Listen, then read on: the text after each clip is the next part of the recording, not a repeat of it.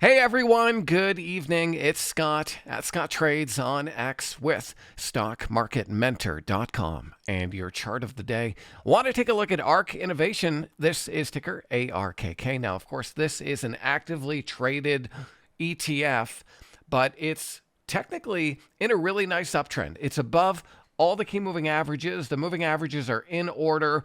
We have the 50-day, under the 21-day, which is under the 8-day, and price is sitting in and around that 8-day exponential period moving average right now. So I like this short little base that ARK Innovation has, and I definitely think that this stock could be actionable if we get a move through $90.50. Now, that would not break us out into new high ground, but I'd certainly get some started in and around 90.50 and then add to that position if it breaks and closes above 92.50. Now, that trade could be risk managed via the 21-day exponential period moving average. We can see the 21-day has been support pretty much the entire time. It doesn't stay under the 21-day for long. So if you get multiple days under the 21-day, maybe you want to get out of that trade or stop out early.